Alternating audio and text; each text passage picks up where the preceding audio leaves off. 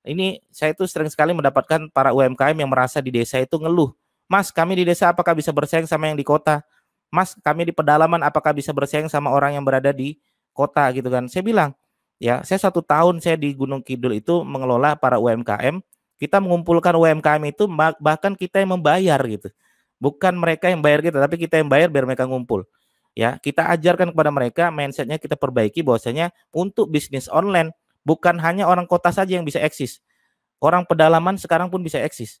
Orang desa pun sekarang bisa eksis. Ya, akhirnya belajar.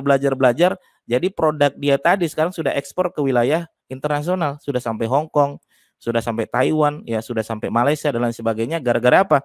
Ya, gara-gara ya tadi dia tadinya minder bahwasanya dikiranya hanya produk-produk yang berada di kota lah yang bisa berjaya di wilayah online, tapi ternyata nyatanya tidak. Justru siapapun bisa. Maka teman-teman UMKM kalau merasa misalnya aku nggak bisa bertarung sama yang lebih besar, enggak. Sebenarnya justru karena online ini jadi kita bisa bertarung semuanya.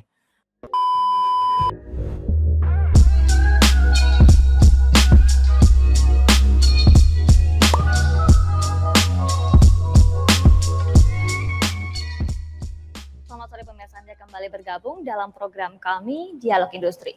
Pemirsa, selama pandemi COVID-19 setidaknya ada sekitar 301.115 usaha mikro, kecil, dan menengah atau UMKM yang beralih ke platform digital.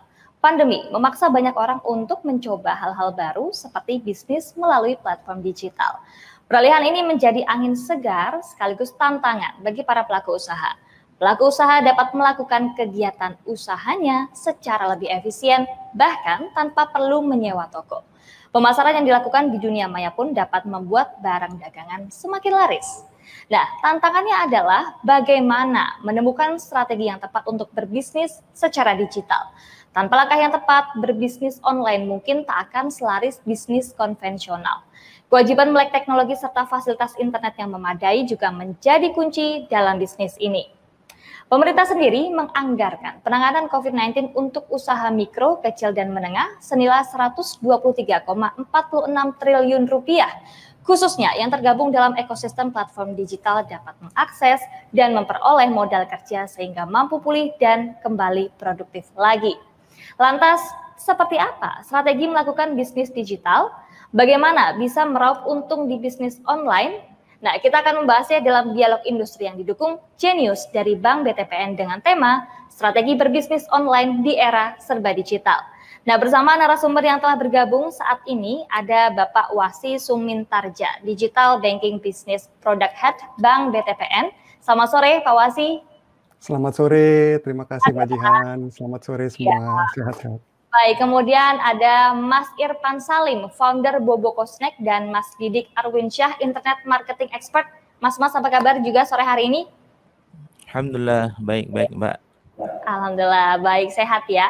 Dan juga ada Mbak Felicia, co-founder Allegris Kitchen. Mbak Felicia, apa kabar? Halo, sehat, terima kasih. Alhamdulillah. Baik, nah pemirsa dan juga Mas-Mbak semua, saya Dea Jihan, inilah Dialog Industri, Strategi Berbisnis Online di Era Serba Digital. Baik, program Dialog Industri sore ini bisa Anda saksikan di kanal YouTube Tempo.co, Facebook Live, Tempo Media, dan saluran digital TV Tempo. Saya akan mulai diskusi pada sore hari ini. Selamat sore semuanya, mudah-mudahan kita akan berjalan lancar diskusinya. Saya akan langsung ke Pak Wasi Sumintarja, selaku Digital Banking Business Product Head Bank BTPN. Pak, menurut Pak Wasi ini, pertumbuhan bisnis online di tengah pandemi ini seperti apa sih kondisinya? Boleh dijelaskan, Pak? Terima kasih Mbak Jihan atas pertanyaannya. Izinkan saya menggunakan slide ya untuk menjawab pertanyaan ini. Ya, sebelum saya menjawab, Genius sendiri sebenarnya adalah aplikasi digital banking sebagai solusi dari life finance gitu ya. Kalau kita lihat di halaman ini, mulai dari bangun tidur, seseorang sampai tidur lagi, itu sepanjang hari kehidupannya pasti melakukan berbagai macam aktivitas gitu ya. Mulai misalkan dia order ride hailing, beli makanan di minimart, melakukan transaksi online dan offline. Tapi intinya adalah setiap transaksi itu erat sekali kaitannya sama transaksi keuangan. Nah, dari Genius kami ingin hadir di setiap transaksi tersebut atau aktivitas tersebut gitu ya, sehingga menjadi bagian dari life finance seseorang. Nah, berikutnya untuk mulai menjawab pertanyaan dari Bajihan gitu ya. Nah, kami juga untuk bisa hadir di Live Finance kan harus berinovasi.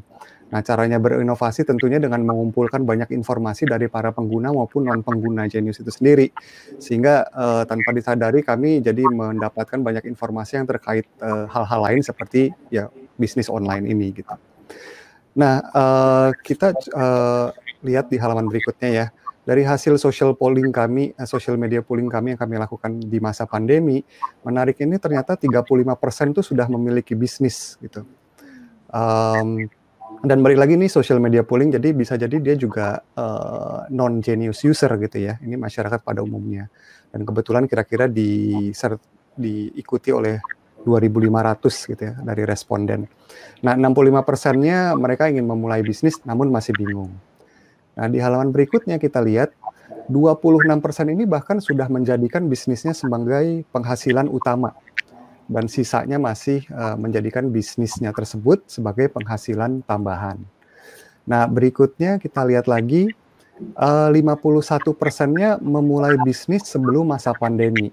Nah, balik ke pertanyaan tadi mengenai tren bisnis online gitu ya, sebenarnya di masa pandemi itu udah tumbuh, cuman memang semakin tumbuh di masa pandemi ini.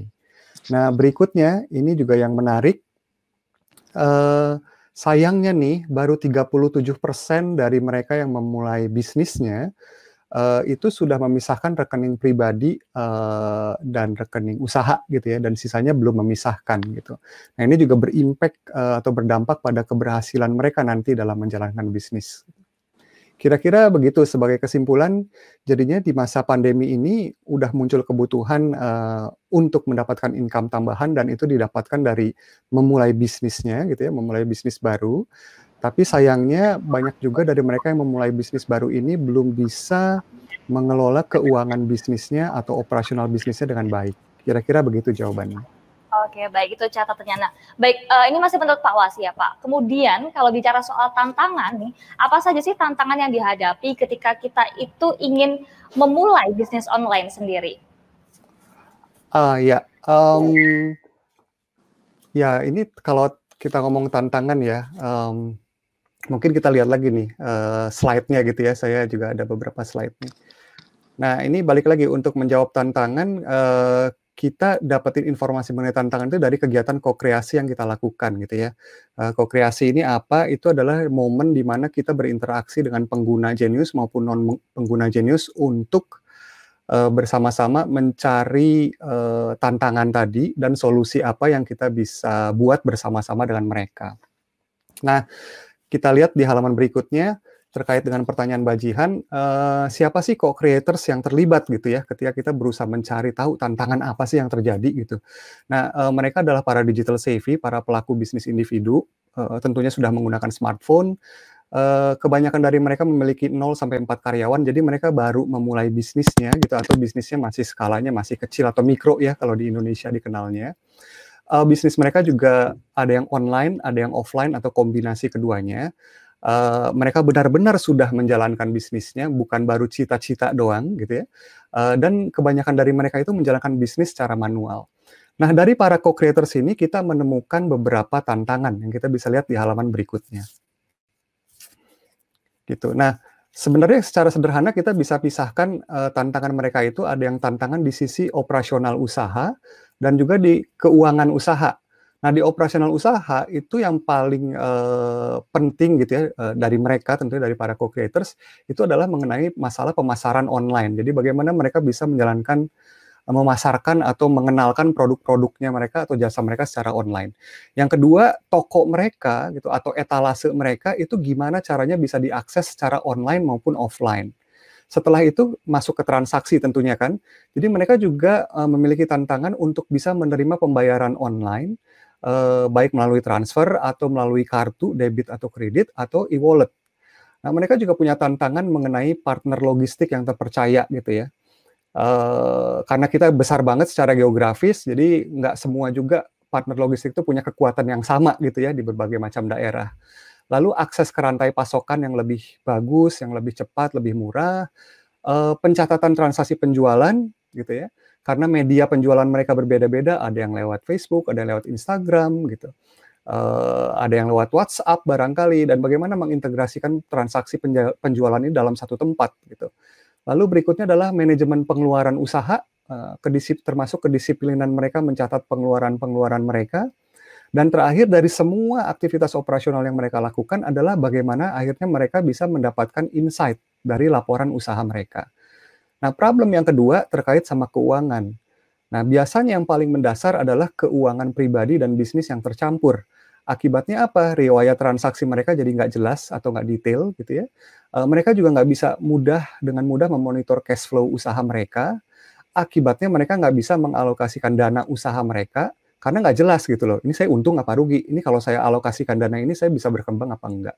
Nah, kira-kira itu sih kendala-kendala para pelaku usaha, khususnya bagi mereka yang menjalankan bisnis online ya, dan juga sebenarnya untuk bisnis offline. Oke, baik, menarik sekali informasinya. Ini jadi informasi baru juga untuk kita semua ya. Baik, itu tadi dari Pak Wasi, nanti saya akan tanya lagi ke Pak Wasi. Saya ke Mas Irfan Salim dulu nih, founder Bobokosnek. Mas Irfan, pengen dong kita dengerin ceritanya gitu gimana perjalanan Bobokosnek ini serta omset dan juga peminatnya sampai sekarang seperti apa sih? Oke, terima kasih Mas Jihan.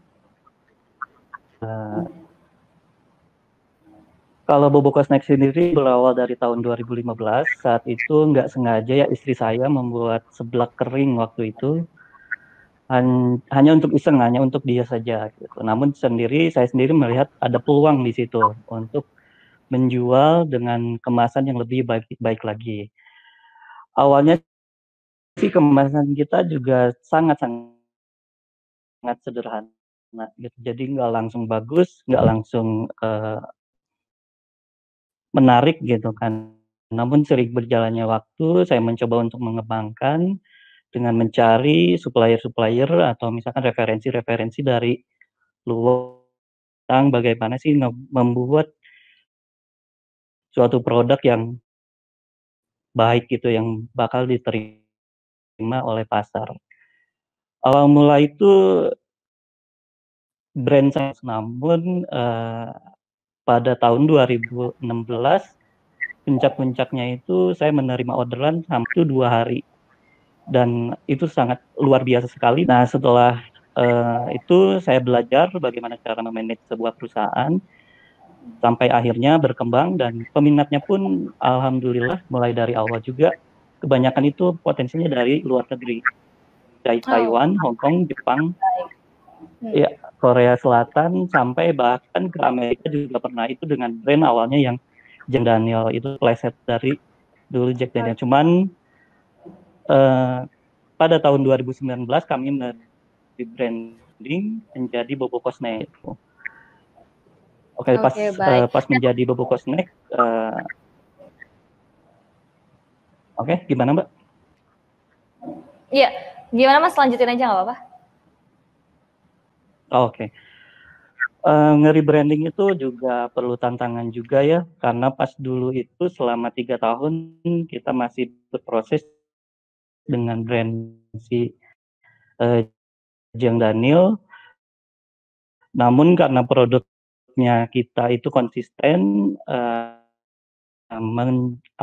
memproduksi makanan cemilan khas Jawa Barat, alhamdulillah dengan brand Bobokosnek dan dengan kita punya jaringan distribusi juga yang baik, maka si Bobokosnek ini lebih baik lagi dibanding si Jack Daniel ini gitu. Luar biasa. Nah, Mas Irfan ini pengen tahu juga nih, Bobokosnek ini sejauh ini apakah sudah memanfaatkan platform digital? Nah, kalau memang sudah, gimana tuh? Boleh diceritakan juga? Oke, pada masa sekarang sih platform digital itu sangat-sangat diperlukan gitu semua pelaku usaha gitu. Kami selalu berupaya memaksimalkan berbagai platform digital yang ada, mulai dari web sebagai landing page kami dengan memaksimalkan SEO, artikel, backlink, sosial media share, dan lain-lain. Begitu pula dengan Instagram, Facebook, dan YouTube, itu juga sebagai portofolio kami, dan juga sebagai interaksi kami dengan konsumen agar lebih diterima oleh konsumen, lebih dekat juga dengan konsumen kami gitu. Oke. Dan Baik, yang Mas lebih Irfan. penting lagi, Silakan. dan yang lebih penting lagi memaksimalkan penggunaan tools digital ya, kreator dan digital marketing kami, baik itu yang berbayar atau juga yang gratisan. Itu sih lebih memanfaatkan segala sesuatunya. Baik, jadi sepakat ya Mas bahwa platform digital ini untuk saat ini memang sangat penting begitu ya? Penting, sangat sekali. Oke, baik. Nanti kita lanjutkan lagi ngobrolnya sama Mas Irfan. Saya mau ke Mas Didi Arwinsyah dulu nih. Mas Didi, kalau menurut Anda sebenarnya apa saja sih kesalahan-kesalahan umum yang sering sekali dilakukan oleh para pemula saat memulai bisnis di ranah digital? Baik, terima kasih Mbak Jihan.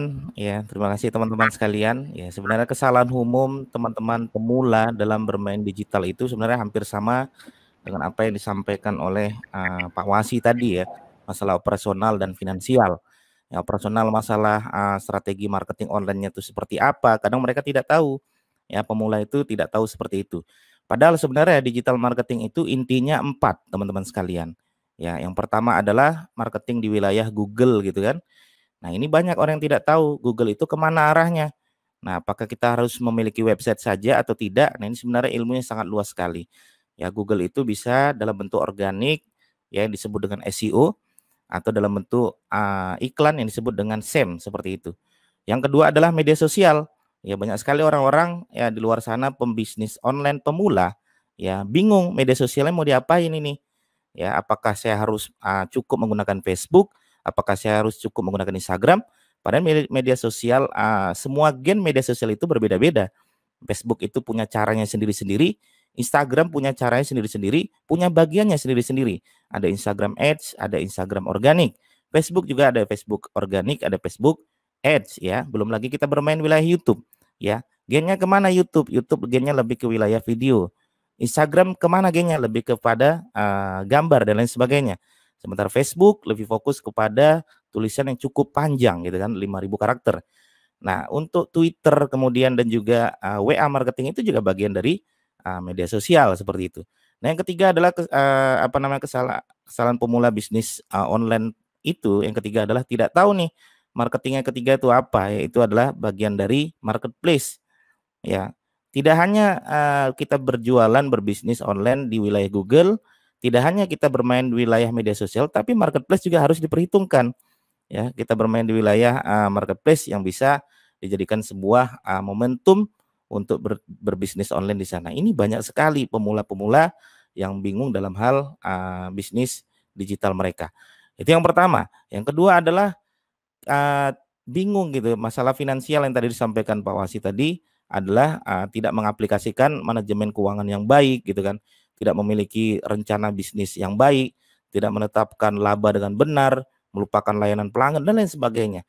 Sehingga pemula-pemula saat ini ya kalau menurut saya simpulkan kesalahan terbesarnya 2 sebenarnya.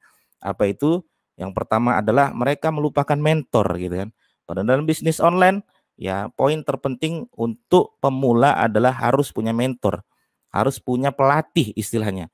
Tidak bisa sembarangan. Dalam bisnis itu punya strategi-strategi, ada yang penjaga gawang, ada yang back, ada yang penyerang dan lain sebagainya. Dalam bisnis juga sama. Ada yang fokus wilayah strategi marketing, ada yang fokus wilayah strategi branding, ada yang fokus di wilayah strategi selling dan lain sebagainya. Ya, sehingga harapan saya untuk pemula harus tahu ini semua. Itu Mbak, kira-kira Mbak. Ya, ini buat pemirsa yang menonton bisa menjadi informasi tambahan baru yang sangat menarik begitu. Nah, masih ke Mas Didi. Mas Didi, kalau cara melakukan internet marketing yang tepat supaya efektif gitu ya dalam berbisnis online itu kira-kira seperti apa sih, Mas? Ya, cara melakukan internet marketing yang efektif itu yang pertama adalah teman-teman harus buat konten yang menarik dulu ya. Konten yang menarik itu seperti apa ya? Harus belajar lagi. Konten itu ada 2 ya. Konten dalam bentuk artikel gitu kan atau konten dalam bentuk video. Nah, konten dalam bentuk artikel kalau dalam hal media sosial itu disebut dengan caption. Nah, caption sebaik-baik caption dalam bermain bisnis online itu apa? Kalau saya bilangnya adalah harus bisa, tugas kita itu adalah membuat orang lain menjadi butuh atau menjadi pengen dengan produk yang kita tawarkan. Nah, ini poin terpenting ya, biar supaya efektif gitu kan, tidak kemana-mana arahnya. Nah, konten yang menarik itu harus dipelajari lagi semuanya gitu kan. Nah, caption atau dalam hal artikel dalam membuat konten di websitenya masing-masing. Kalau caption dalam media sosial yang teman-teman biasa gunakan untuk pemain bisnis online internet marketing. Itu yang pertama. Yang kedua adalah promosi media sosial itu. Karena efektif paling kuat saat ini adalah menurut saya adalah promosi di media sosial.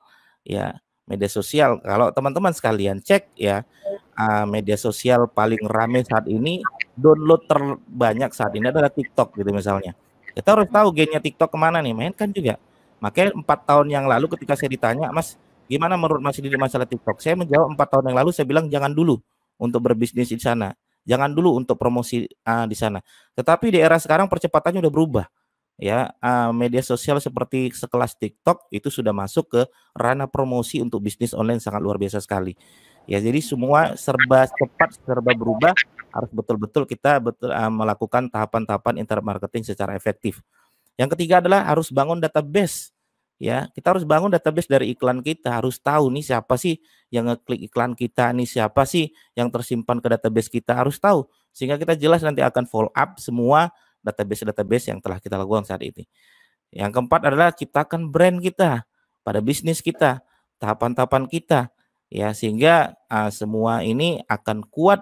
Brand itu arahnya kemana sih?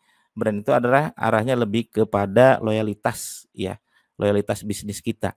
Ya, marketing untuk strategi kita menarik mereka semua, selling untuk penjualan kita, kemudian brand kita yang harus kita kuatkan juga dalam hal untuk loyalitas customer kita. Itu Mbak, kira-kira Mbak, biar supaya jualan kita, bisnis kita menjadi lebih efektif di dunia internet marketing seperti itu. Baik, jadi ini semua tapi bisa banget dipelajari ya Mas ya. Gak ada kata terlambat walaupun udah mulai bisnisnya beberapa waktu, kemudian mau belajar lagi nggak apa-apa ya Mas ya?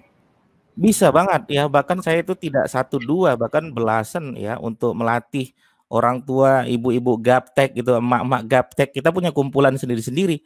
Emak-emak gaptek itu bahkan umur 63 ke atas itu ya saya ajarkan jualan bisnis secara online karena modalnya sebenarnya adalah jauh lebih mudah daripada ketika zaman dahulu yang biasa kita tahu dalam berbisnis gitu kan. Nah, ketika orang tua aja sekelas emak-emak aja bisa saya ajarkan dengan menggunakan HP gitu kan. Nah, kita eksis di dalamnya. Sebenarnya rumusnya adalah kalau ada senjatanya, apa itu senjatanya? HP. Zaman sekarang tuh begitu. HP ini adalah senjata paling kuat kita untuk berbisnis. Jadi kalau sudah punya HP berarti sudah punya senjata utama gitu kan. Yang kedua adalah WiFi atau koneksi. Ya, kalau sudah punya koneksi ini adalah senjata kedua. Ya, berarti semua gaptek bisa, ada nggak HP-nya? Ada. Ada nggak koneksinya? Ada. Nah, yang ketiga tinggal diajarin aja foto produk. Nah, atau video produk.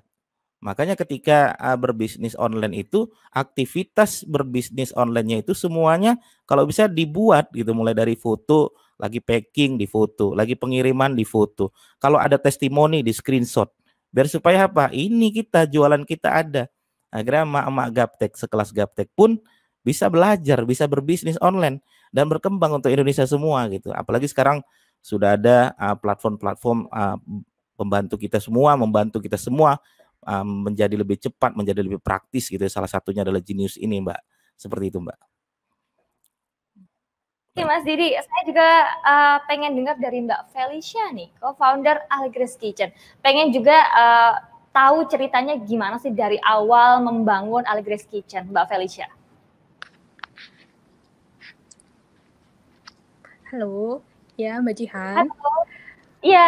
Iya, cerita awalnya ada Allegris Kitchen itu sebenarnya karena kecintaan ibu saya ya soal kuliner dan memasak. Jadi memang awalnya dari hobi. Lalu kami yang makan nggak cuma keluarga tapi juga teman-teman bilang masakan ibu enak sekali, kenapa nggak buka usaha aja dari situ. Makanya pada tahun 2016 kami mendorong beliau untuk buka usaha. Jadi tahun 2016 itulah dibangun Allegris Kitchen. Dan semua makanan di Allegris Kitchen masih dimasak dan dipantau langsung oleh ibu saya sampai sekarang. Wow, Wah, luar biasa. Nah, Mbak Felicia, kan tadi sudah dijelaskan ya, ada berbagai macam tantangan begitu yang dihadapi ketika membangun bisnis. Nah, kalau Mbak Felicia sendiri dan juga Ibu begitu ya, kira-kira tantangan yang paling besar, yang paling berasa, yang paling berkesan mungkin ya, itu kira-kira apa sih? Apalagi saat ini kan dunia bisnis yang berbasis digital itu persaingannya wah nggak main-main ya, ketat banget. Nah, kalau pengalaman Mbak Felicia seperti apa? Ya, tantangan terbesar kami ya ketika makin banyak bisnis kuliner baru yang muncul ya, apalagi sejak pandemi COVID ini, di satu sisi ada itu hal baik sebenarnya karena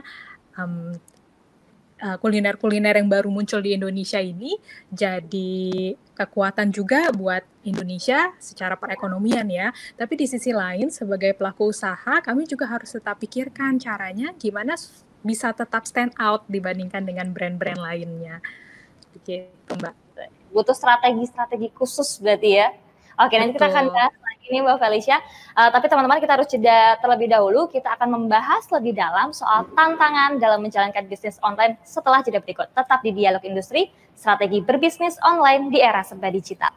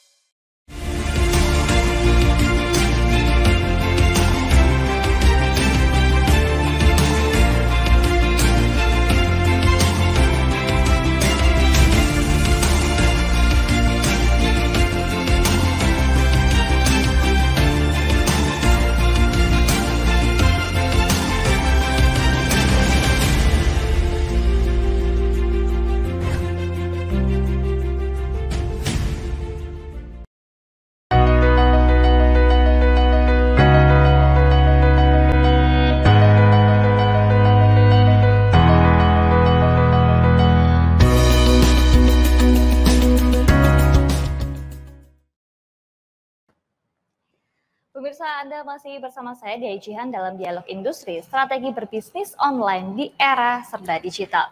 Nah, program Dialog Industri sore ini bisa Anda saksikan di kanal YouTube Tempo.co, Facebook Live Tempo Media, dan juga saluran digital TV Tempo. Anda juga bisa terlibat dalam diskusi ini dengan mengajukan pertanyaan pada kolom komen di YouTube dan Facebook Tempo Media. Akan ada hadiah menarik dari Bank BTPN. Kita akan lanjutkan diskusinya kembali.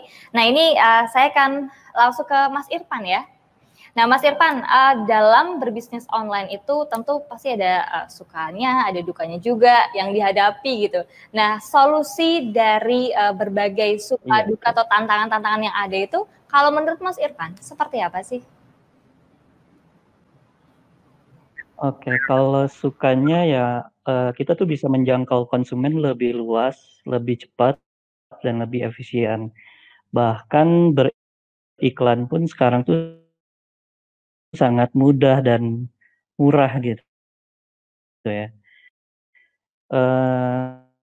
Bahkan untuk mendapatkan vendor-vendor, supplier, atau kebutuhan kita pun sangat-sangat dipermudah. Saya pribadi pun dapat menganalisis kekurangan kelebihan Bobo Cosmic dengan membandingkan dengan produk kompetitor lainnya. Karena semua tuh udah terbuka sekarang gitu. Dukanya sayang nggak ada sih ya, karena saya itu sangat menikmati semua prosesnya. Jadi bisa dibilang bukan duka, tapi sebagai saya aja sih. Seperti latihan bersaing secara terbuka dengan produk-produk kompetitor, bahkan dengan produk sendiri pun atau dengan pasar sendiri pun itu menjadi proses kita juga untuk berkembang gitu ya. Kalau tantangan ke depan pasti lebih menarik lagi ya, dan terus berinovasi, menciptakan produk-produk yang baik dan sesuai dengan kebutuhan pasar. Dan jangan lupa tetap fokus bekerja dan terus membranding selama brand itu masih ada, karena branding tuh nggak bisa sekali atau 2 kali. Baik, maju terus ya Mas, menikmati setiap proses yang ada. Iya. Saya pengen dengar dong Mas Irfan, Iya, betul. pendapatnya mengenai program Genius untuk bisnis. Kayak gimana nih? Oke, ini sih sangat bagus sekali ya, karena dengan adanya program ini itu dapat mengedukasi para pelaku bisnis ya untuk menuju era digitalisasi agar mampu beradaptasi dan juga bersaing di kemudian hari gitu. Karena kita tuh nggak bisa menolak masa depan gitu ya, dia harus terus maju, harus terus berkembang.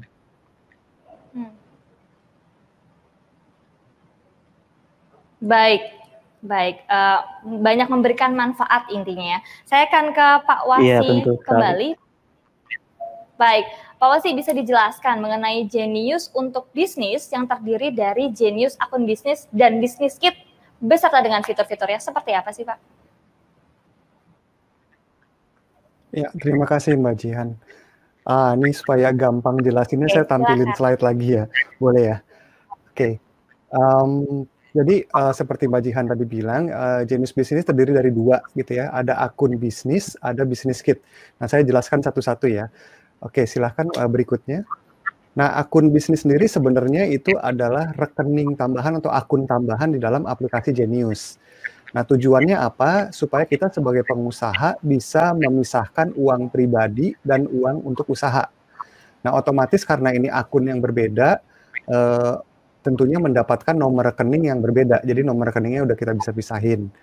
Nah, kalau teman-teman juga familiar dengan Genius, nanti juga teman-teman juga bisa punya cash tag yang berbeda.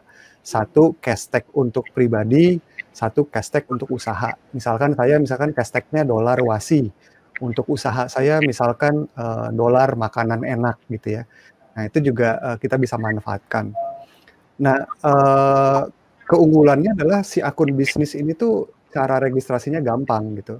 Biasanya kalau kita ke bank lain, kita harus ke cabang, mengisi formulir berlembar-lembar gitu ya, dan berbagai macam persyaratan yang ada. Nah, ini dengan 3 langkah aja teman-teman udah bisa mulai buka akun bisnis. Nah, berikutnya Business Kit. Nah, Business Kit sendiri halaman berikutnya, ini adalah aplikasi pendukung. Kalau tadi kan akun bisnis untuk membantu pengelolaan keuangan usaha gitu ya. Nah, kalau Business Kit untuk membantu operasional usaha. Nah, ini aplikasi yang terpisah, teman-teman harus download dan install gitu ya, karena nggak ada di dalam aplikasi Genius. Di dalamnya ada mesin kasir gitu ya.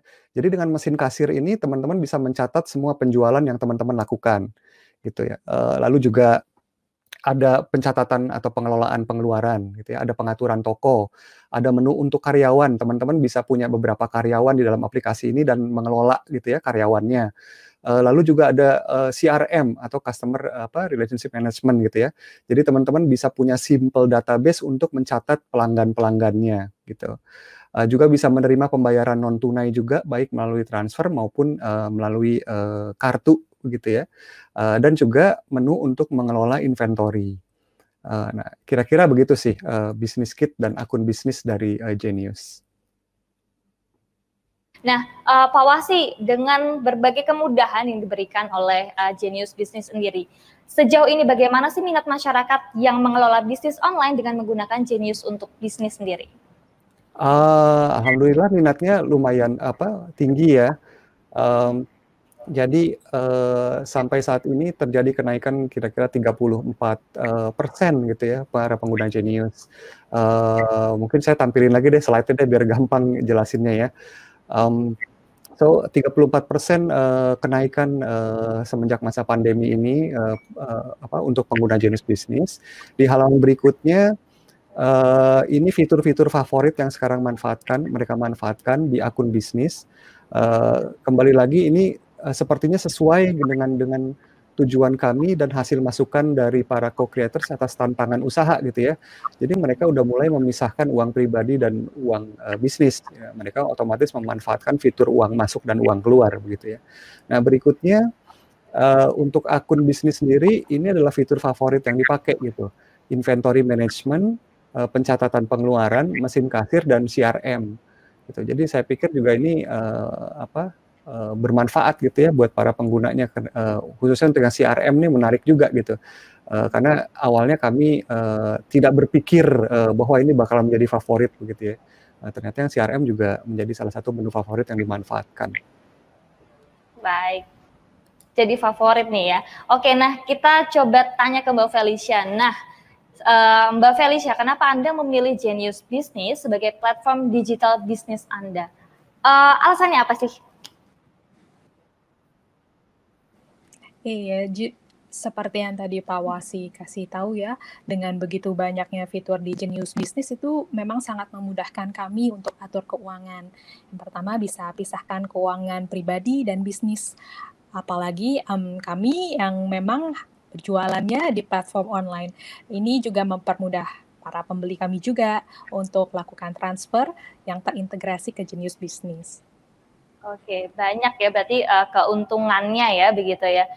Nah, yang paling berkesan atau yang paling bermanfaat selama penggunaannya sejauh ini apa sih Mbak Felicia? Ada nggak yang emang fitur yang itu tuh paling cocok banget deh sama Mbak Felicia?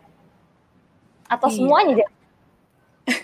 Sebenarnya semuanya kepake ya, tapi memang favorit kami itu di cashier and CRM yang tadi. Jadi kami sebagai pelaku bisnis online nggak perlu lagi harus tulis notanya satu persatu begitu ya by WhatsApp, tapi kami bisa terlihat lebih profesional dengan fitur itu. Dan juga ada fitur yang transfer yang terintegrasi ya ke akun Genius Business, itu memudahkan kami juga, jadi kami nggak perlu lagi harus check-in satu-satu siapa yang sudah bayar atau yang belum, tapi dengan secara otomatis kami sudah tahu, oh ini sudah selesai pembayarannya. Itu jadi favorit kami sih. Oke, praktis banget gitu ya. Nah, saya geser ke Mas Didi Arwinsyah, Internet Marketing Expert nih. Mas Didi, banyaknya pelaku usaha baru ini kan membuat persaingan bisnis di platform digital tuh semakin ketat gitu ya, makin sengit.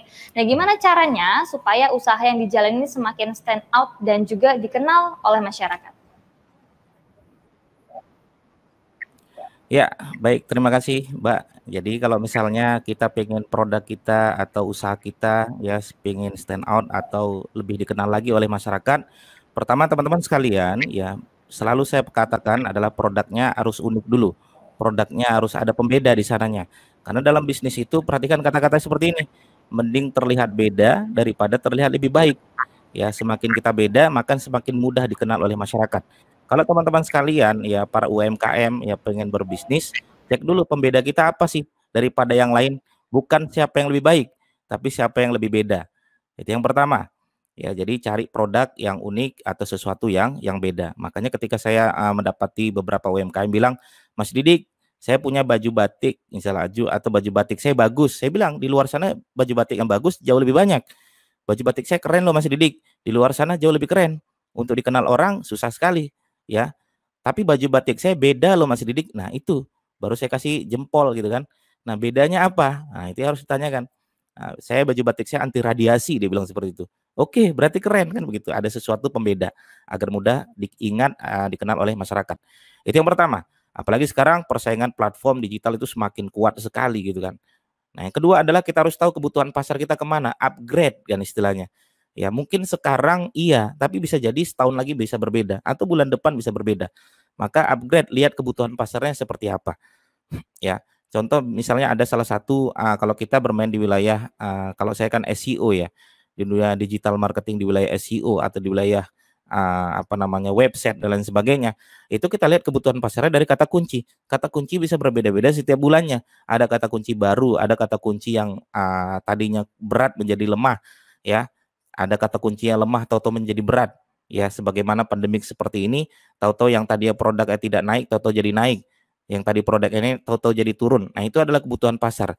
Sehingga kita harus upgrade diri, upgrade bagaimana strategi-strategi dalam kebutuhan pasar kita ini kemana arahnya.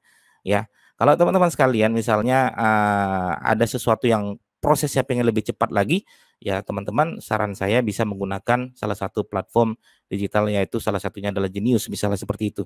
Itu membantu untuk mempercepat transaksi dan lain sebagainya. Sebagaimana problem tadi di awal, Problem tadi di awal adalah masalah operasional dan finansial tadi. Ya, yang disebutkan Pak Wasi tadi. Finansial itu susahnya orang untuk membagi masalah uang pribadi dan uang usahanya. Betul nggak? Nah, itu sehingga ya teman-teman harus paham betul dan upgrade diri gitu seperti itu dalam hal perkembangan zaman saat ini. Nah, yang ketiga adalah ya biar supaya dikenal lagi oleh masyarakat, marketingnya lebih ditekankan lagi. Ya, marketingnya seperti apa? Nanti ada rumusnya lagi. Kalau saya bilangnya adalah marketing itu rumusnya sebenarnya 3, yaitu BMT. Ya, dalam rumus digital marketing itu BMT. B itu apa? B itu adalah butuh. Ya, tadi saya sampaikan di awal. Ya, cari orang-orang, buat orang-orang menjadi butuh dengan produk yang kita tawarkan. Semakin mereka sering butuh, semakin mudah produk kita dikenal. Semakin mudah produk kita send out seperti itu. Itu yang B, yang pertama B. Yang kedua adalah M. Buat produk kita murah atau terkesan murah. Nah, dalam bisnis kita tekankan seperti ini. Ya, apalagi digital marketing, apalagi bisnis online seperti itu ya, internet marketing. Ya, M itu murah atau terkesan murah. Ya, lebih baik produk kita mahal tapi terkesan murah daripada produk kita murah tapi terkesan mahal.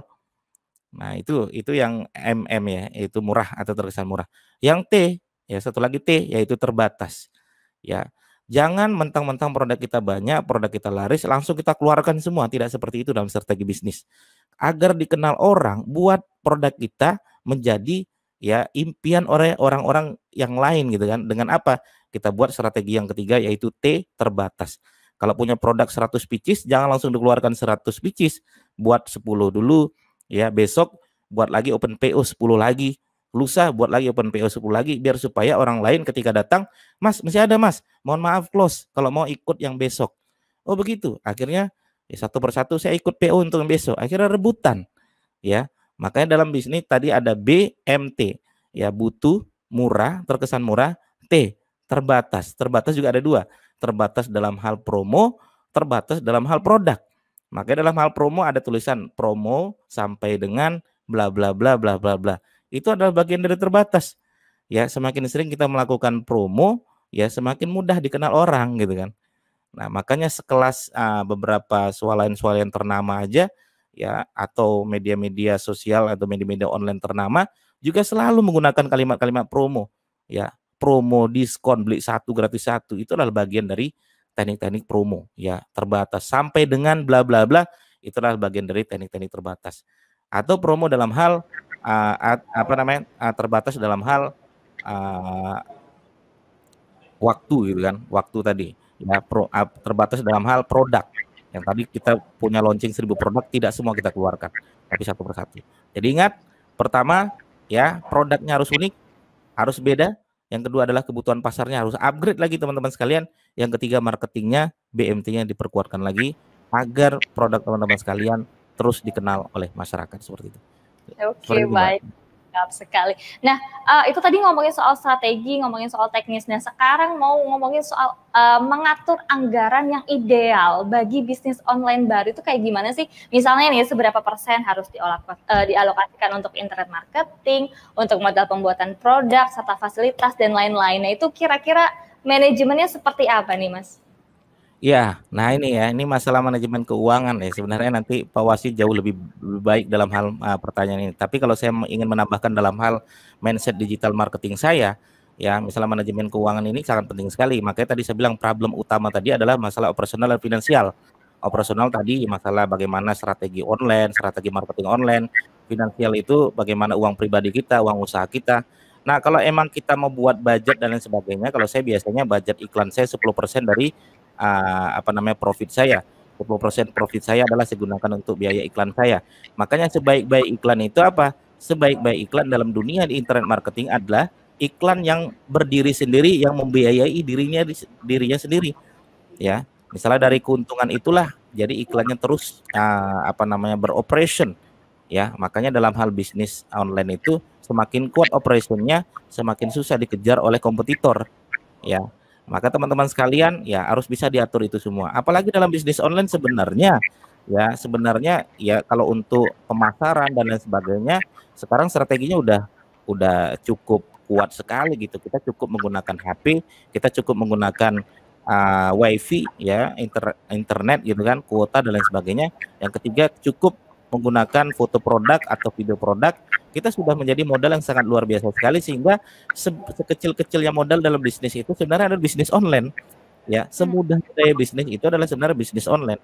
Apalagi kalau teman-teman sekalian tahu dalam hal finansialnya, mengatur strategi-strategi finansialnya, ya, membangun database dari iklannya, ya, kemudian promosi-promosinya, ya, kemudian menetapkan laba dengan benar dan lain sebagainya, sehingga teman-teman bisa mengatur itu semua.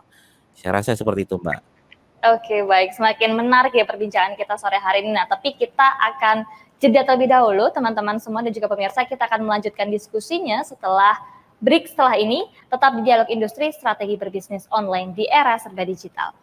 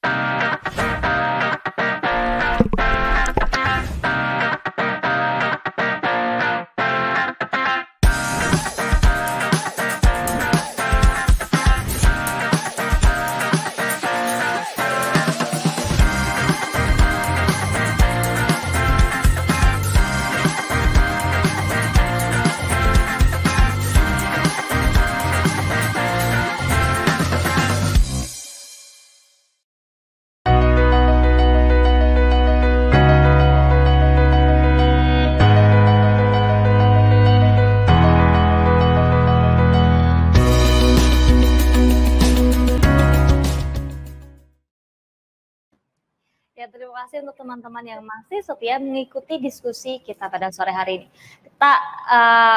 Program Dialog Industri sore ini bisa Anda saksikan di kanal YouTube Tempo.co, Facebook Live Tempo Media, dan juga saluran digital TV Tempo. Kita akan membacakan beberapa pertanyaan yang sudah masuk dari para pemirsa, tapi sebelumnya saya akan bertanya dulu ke Pak Wasi Sumpitarja.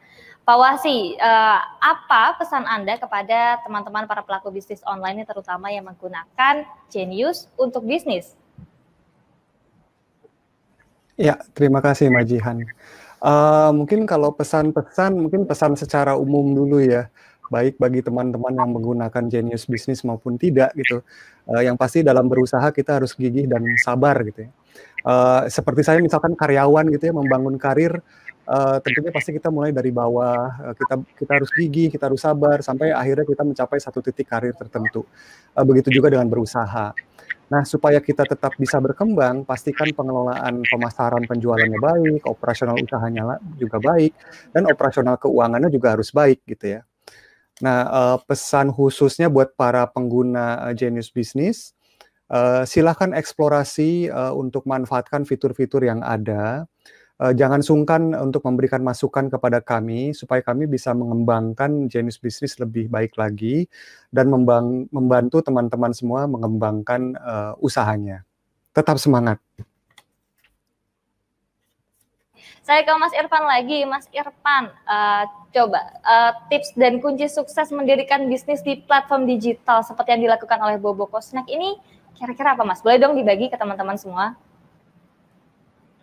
Oke, kalau misalkan tips atau kunci mendirikan bisnis di platform digital, kita harus bisa mengenali produk kita sendiri, terus mengenali target audiens agar kampanye iklan itu lebih tepat sasaran. Yang kedua, itu bisa membuat konten yang berbeda dan menarik tentunya, agar menjadi sebuah brand yang image-nya lebih lekat sama konsumen kita gitu. Terus yang ketiga itu menguatkan identitas brand.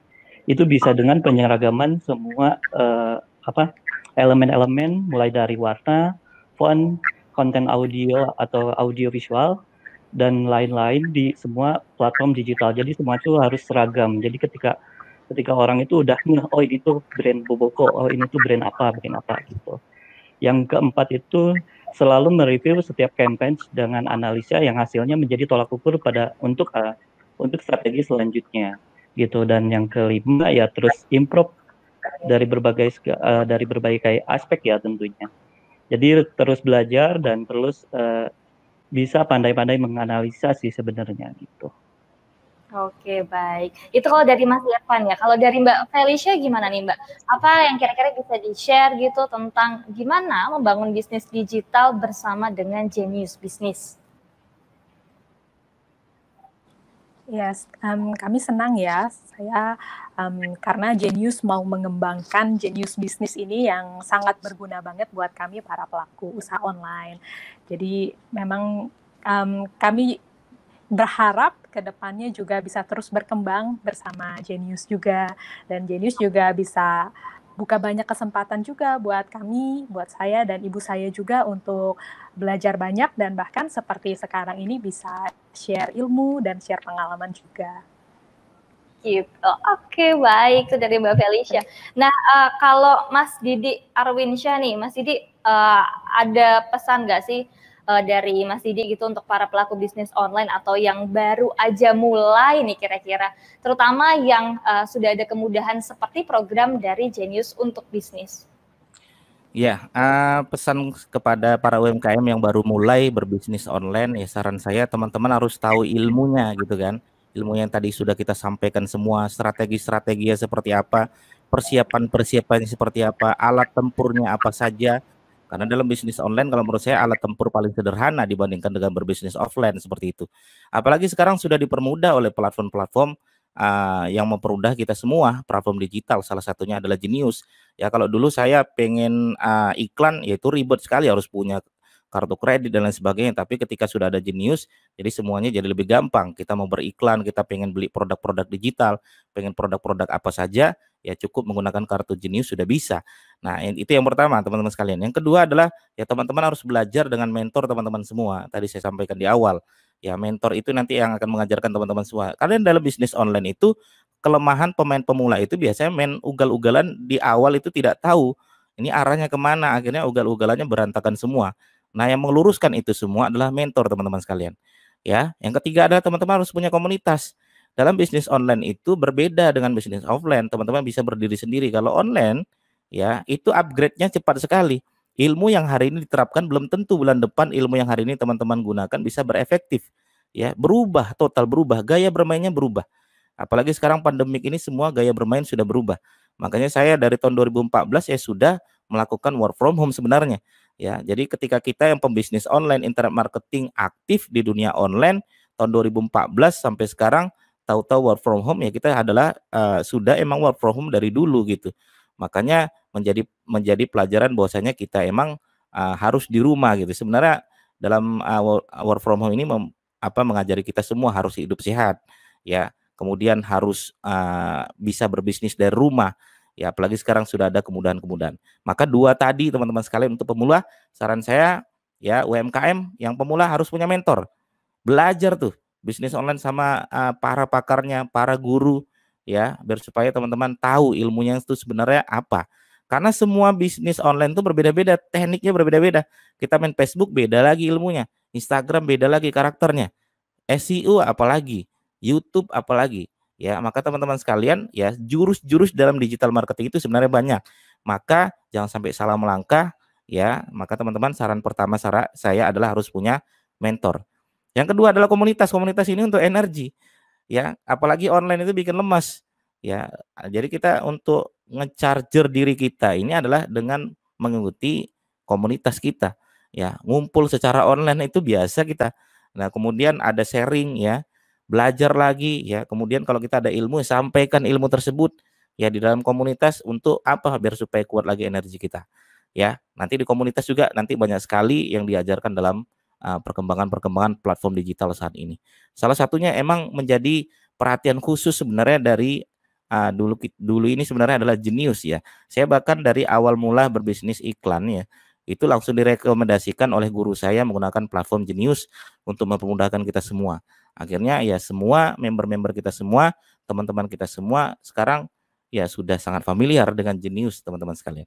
Itu Mbak Jia, seperti itu. Yang perlu diperhatikan adalah punya mentor dan juga punya komunitas begitu kalau dari Mas Didi ya. Baik, nah pemirsa kita sudah ada 5 penanya dari YouTube dan juga Facebook. Nanti silakan teman-teman narasumber untuk menjawab satu persatu ya. Ini saya akan bacakan pertanyaan pertama. Ada dari Ricky Cibo Hidayat, ini dari Facebook. Pertanyaannya soal apakah perlu survei pasar dalam menjalankan bisnis digital. Ini kayaknya saya pengen dengar dari Mas Irfan nih. Mas Irfan kalau berdasarkan dengan pengalamannya membangun Bobo Snack ini sendiri, gimana tuh? Tentu perlu ya. Survei pasar itu berkaitan dengan produk apa dulu yang kita jual gitu. Kalau misalkan kita udah mengerti produknya, tentu kita bisa menentukan pasarnya yang mana sih, ke arah mana gitu.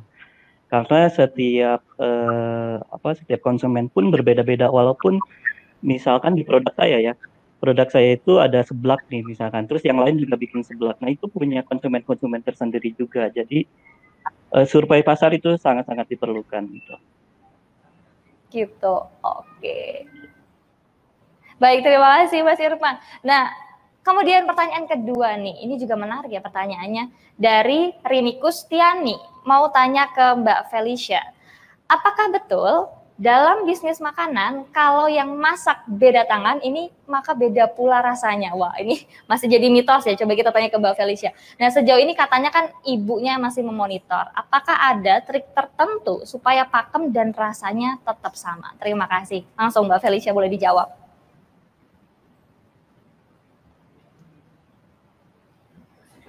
Iya, jadi banyak yang bilang seperti itu ya. Kadang saya sendiri merasakan seperti itu. Makanya supaya rasanya tetap stabil, tetap konsisten, ibu saya yang langsung datang ke dapur ya, langsung koreksi rasa. Karena memang tiap kali mungkin takarannya sama, tapi orang yang berbeda bisa jadi rasanya beda. Makanya harus selalu dikoreksi rasa. Jadi itu yang bikin produk kita tetap konsisten. Begitu. Oke, baik, mudah-mudahan bisa menjawab pertanyaan dari Mbak Rinikus tadi ya. Ini juga penasaran nih, soalnya saya emang selama ini kayak gitu atau gimana? Oke, baik, kita akan ke pertanyaan selanjutnya. Ini dari Misar Changs. Mau tanya saya Kak, untuk menjalankan strategi bisnis di masa pandemi itu seperti apa ya? Ini sebenarnya tadi sudah dijelaskan, mungkin Pak Wasi boleh menjawab atau merangkum kembali materi yang tadi sudah dijelaskan untuk menjawab pertanyaan dari Misar Chang ini. Silakan Pak Wasi. Iya, terima kasih untuk pertanyaannya ya.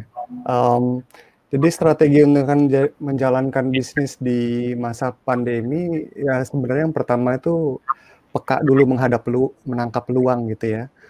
Seperti tadi saya cerita panjang lebar, kita selalu mulai dari ko-kreasi. Ko-kreasi itu adalah kegiatan terus-menerus kita mengumpulkan pendapat dari pengguna maupun non-pengguna. Sebenarnya tujuannya tadi untuk peka menangkap peluang gitu.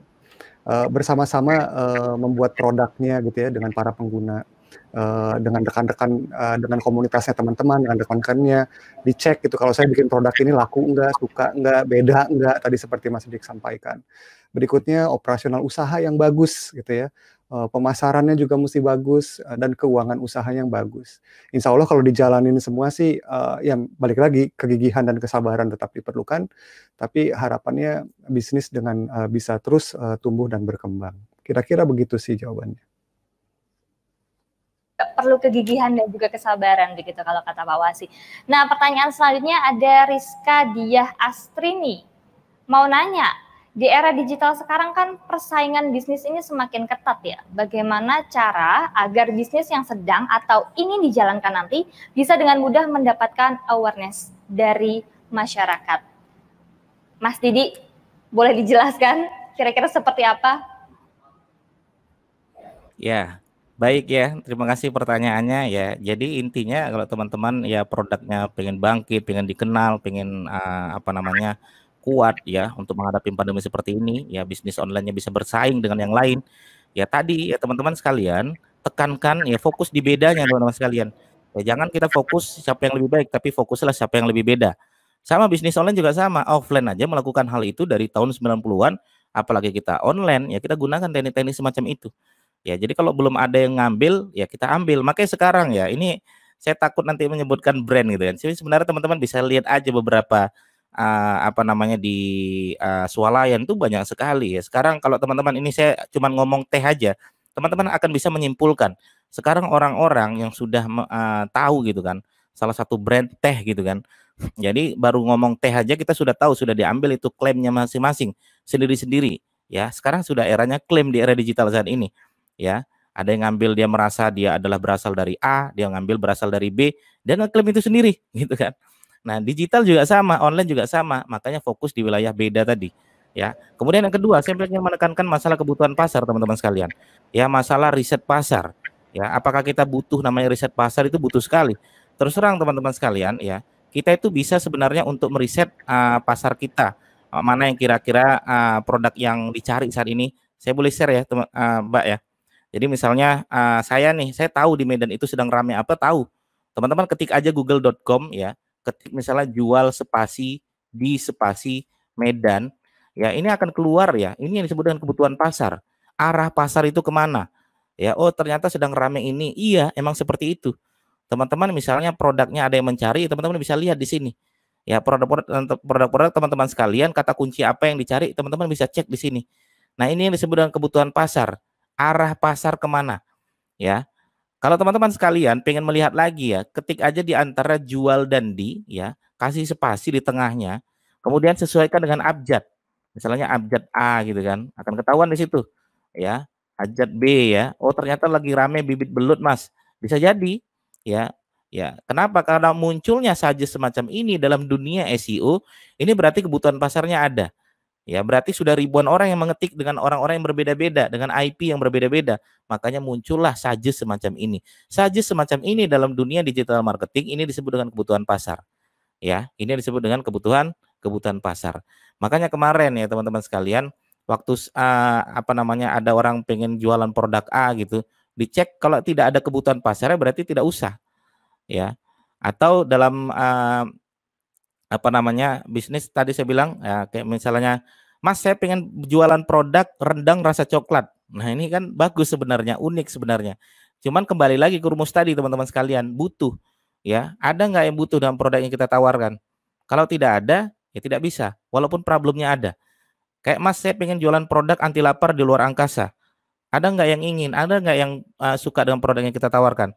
Selalu mindsetnya adalah ada nggak pasar di sana yang kira-kira mau dengan produk yang kita tawarkan? Ya, siapa yang kira-kira yang pengen keluar angkasa setiap hari kan nggak ada gitu. Misalnya jualan produknya unik atau beda, tetap aja kembali kepada BMT tadi. Ya teman-teman sekalian ya. B itu butuh, M itu murah atau terkesan murah, T itu adalah terbatas. Tetap kembali ke rumus ini tadi gitu kan. Pertanyaan-pertanyaan tadi. Nah itu untuk teman-teman yang pengen bersaing dengan yang lebih kuat, jangan merasa sekarang ini online ya, saya Mbak ya, teman-teman sekalian kayak Pak Wasi dan lain sebagainya.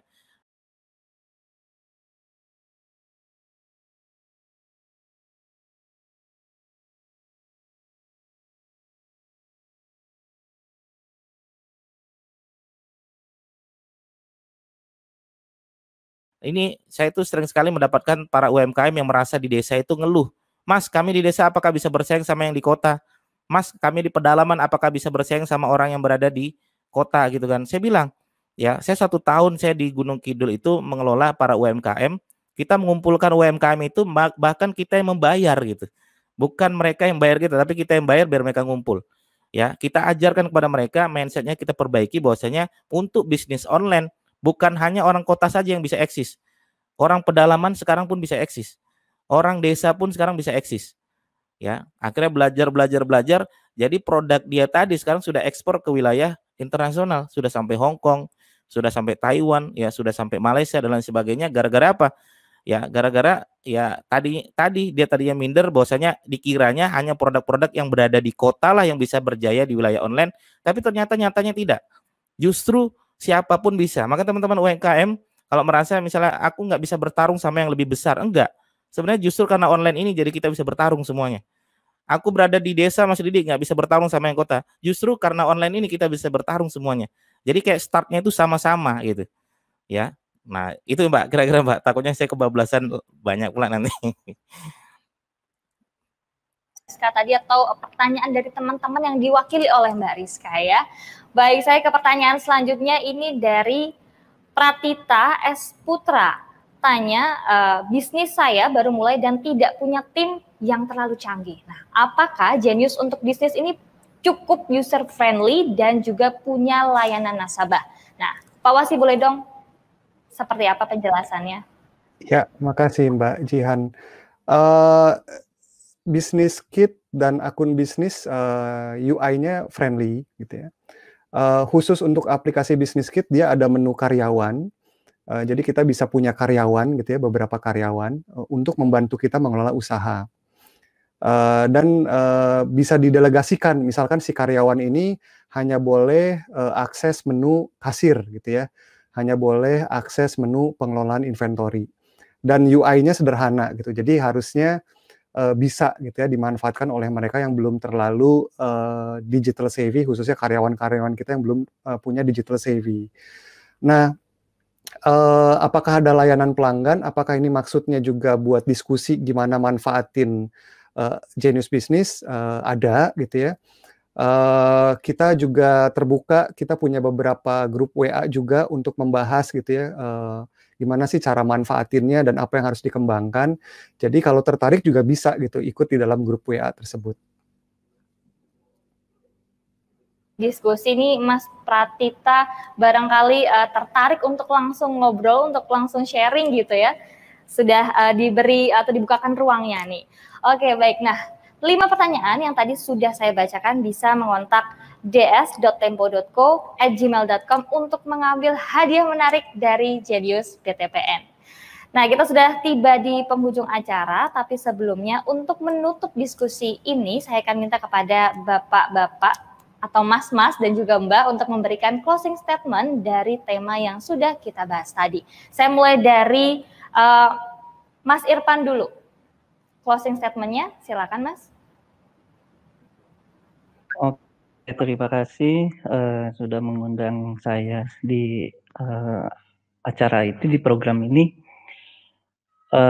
Ini sangat bermanfaat sekali untuk saya dan juga untuk audiens juga mungkin, dan saya juga mendapat ilmu-ilmu yang baru juga dan lebih terus dapat belajar terus. Jadi harus terus bersemangat sih. Betul kata Pak Warso ya, harus sabar, harus tekun, dan harus terus berjuang gitu sih. Kalau dari Mbak Felicia, seperti apa Mbak Felicia? Iya, terima kasih juga sudah mengundang saya dan dari Allegres Kitchen juga. Memang bisnis itu tidak mudah ya, kita semua pasti mulai dari awal. Tapi dengan usaha, ketekunan, dan kerja keras, semoga kita semua bisa maju sama-sama, semoga bisa berhasil. Dan bersama Genius juga, ini juga sangat mempermudah kami sebagai pelaku usaha online. Jadi semoga kita juga semua bisa berkembang bersama. Terima kasih. Baik, terima kasih juga Mbak Felicia. Mas Didi, silakan Mas Didi.